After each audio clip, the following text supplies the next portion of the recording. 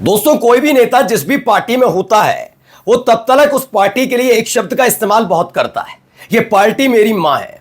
वो बात अलग है, चाहे वो दबाव हो, डर हो, धमकी हो या लालच हो। जब वो उसी पार्टी को छोड़ता है तब उसे अपनी मां स्वरूपा पार्टी की याद नहीं आती।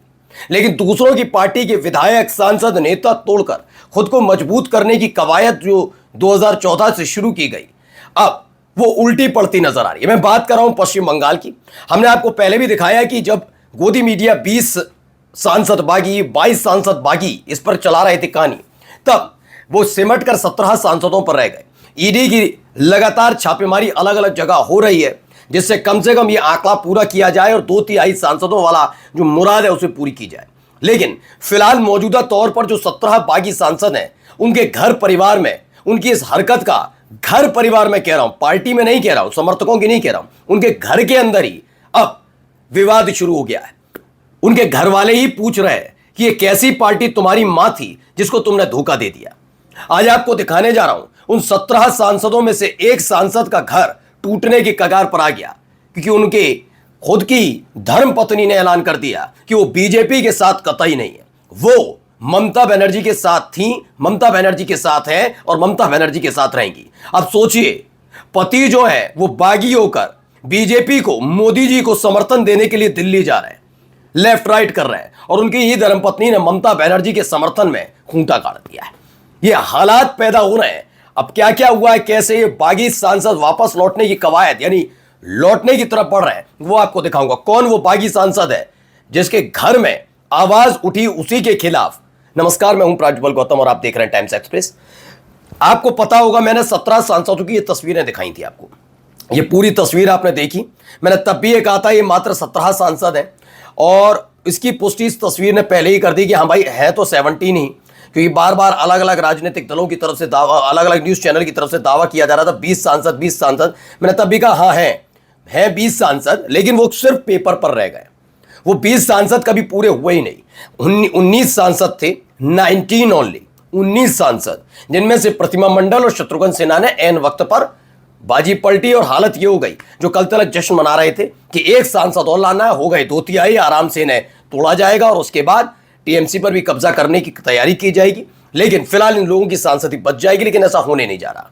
17 सांसदों का मतलब ये नहीं है कि आप बगावत नहीं कर सकते आप, लेकिन आपकी संसद सदस्यता जाएगी क्लियर अगर आप पर 2/3 का बहुमत नहीं है। जितने सांसद हैं आपकी पार्टी के, उसके हिसाब से 2/3 सांसदों को बगावत करनी ही होगी, बागी गुट बनाना ही होगा। तो अब रह गए 17 सांसदों में से देखिए, पूरा नाम मैं फिर पढ़ देता हूं, उसके बाद बताऊंगा कौन सा सांसद है जिनके घर से ये आवाज उठी है। पहले पढ़िए अबू ताहिर खान, नहीं इनके घर की बात नहीं कर रहा। खलीलुर रहमान, ये भी वापस आएंगे, क्योंकि अब ये समझ रहे हैं कि जिस आधार पर इन्होंने चुनाव जीता था, आने वाले वक्त में हो सकता है, आज ये 2026 चल रही है, 3 साल तक और सांसदी का लुत्फ उठाए, उसके बाद इनको चुनेगा नहीं जनता। ये देखिए बिहार में जाकर जिन AIMIM के विधायकों ने बगावत की थी, वो इस बार बेचारे देखते रह गए। आरजेडी ने टिकट नहीं दी कुछ को, और जिसको दी वो चुनाव जीत नहीं पाया। AIMIM के 5 विधायक पहले भी चुने गए थे और अब भी। ये एक भरोसा होता है जनता का कि अगर हम आपको वोट दे रहे हैं तो उस वोट का सम्मान करिएगा, हमने क्यों आपको वोट दिया इस पर सोचिएगा। फिलहाल अबू ताहिर खान है, खलीलुर रहमान है, इसमें आपको 16वें नंबर पर भी नजर आते होंगे यूसुफ पठान है। अब आते हैं डॉक्टर शर्मिला सरकार, नहीं, पार्थ भौमिक नहीं, असित कुमार माल नहीं, निशानी घोष नहीं, जून मालिया नहीं, माला रॉय, शताब्दी रॉय। जी हाँ, 10वें नंबर पर जो आपको ओम बिरला के बिल्कुल बगल में दाढ़ी वाले भाई साहब दिख रहे हैं, सुदीप बंदोपाध्याय, इनके घर से उठ गई आवाज। सोचिए, सुदीप बंदोपाध्याय भारतीय जनता पार्टी का सपना पूरा करने के लिए बागी बनकर वहां पर खड़े नजर आ रहे थे। ओम बिरला साहब के चेहरे पर भी उतनी खुशी नहीं है, क्योंकि 17 सांसदों से कुछ होने वाला है नहीं। अब वो बिल्कुल बगल में खड़े होकर फोटो तो खिंचवा लिया, लेकिन सुदीप बंदोपाध्याय के घर से उठ गई है आवाज इस लिहाज से कि आप चाहें तो अभी इसी वक्त बीजेपी के साथ जाएं, उनकी गोद में बैठ जाएं, लेकिन इनकी पत्नी ने कह दिया कि वो ममता बनर्जी का साथ कतई किसी कीमत पर नहीं छोड़ेंगे। देखिए खबर क्या है, अब वापसी के संकेत लग रहे हैं इनके। इसमें बताया गया है ममता बनर्जी मां दुर्गा।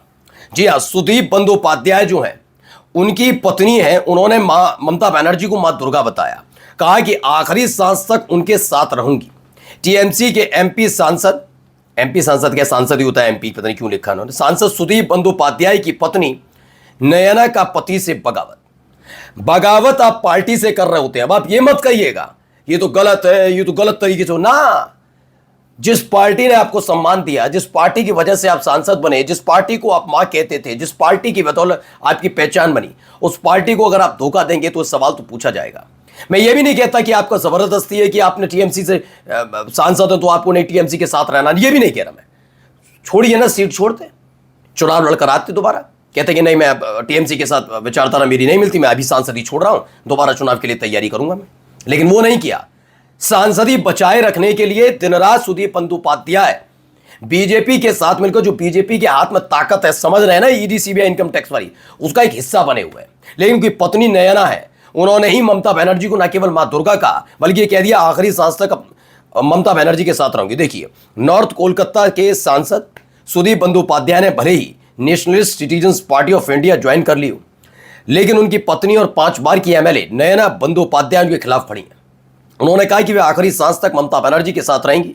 इधर नयना बंदोपाध्याय को लेकर कुणाल घोष ने टिप्पणी की और उन्होंने चलता फिरता ब्यूटी पार्लर का, जिसके बाद मामला गरमा गया। नयना ने नाराजगी जाहिर की तो कुणाल घोष ने उन्हें भाभी कहकर संबोधित किया। अब आप समझिए क्या रहा है इन सब में। ये एक दूसरे के खिलाफ वो खड़े हुए लोग हैं।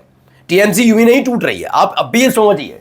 कई ऐसे भी हैं जिन्होंने एक दूसरे पर टिप्पणी करके पार्टी को नुकसान पहुंचाने की कोशिश की है, बाद में एक साथ खड़े नजर आते हैं। नाम मैं गिनाता हूं उसमें से। देखिए, दोबारा से वही मैं तस्वीर दिखा रहा हूं। इनमें से 12वें नंबर पर खड़े हैं बापी हल्दर। ये टीएमसी के सांसद है। 12वें नंबर पर आपको नजर आ रहे होंगे इसी में बापी हल्दर। ये बापी हल्दर कौन है? बापी हल्दर दरअसल ये था कि जब अभिषेक बनर्जी पर हमला हुआ, उसके बाद कल्याण बनर्जी के सर पर ईंट मार दी थी, हमने वीडियो दिखाई थी। उसके बाद खबर आई थी कि बापी हल्दर के दफ्तर पर भी तोड़फोड़ की थी, और तोड़फोड़ करने वाले कौन थे छिपा हुआ नहीं है किसी से, लेकिन एक पूरा का पूरा दबाव बनाया गया। और बापी हल्दर जिनके दफ्तर पर जो हमला कर रहे थे, उन्हीं के आकाओं के साथ आज ये खड़े नजर आते हैं।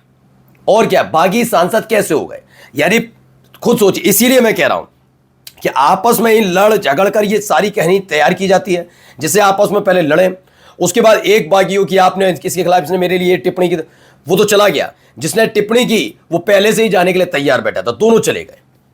यह स्थिति बनी हुई है। ममता बनर्जी को कहा मां दुर्गा, नैना ने ममता बनर्जी को दुर्गा तक कहा।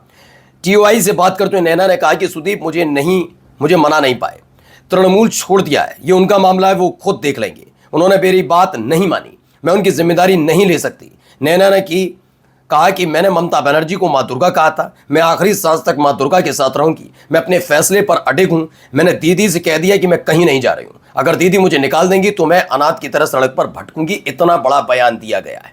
अनाथ का मतलब मैंने कहा था ना, जो पार्टी में रहते हैं वो तब तक उसे मां कहते हैं, तो मां मानना इसे कहा जाता है।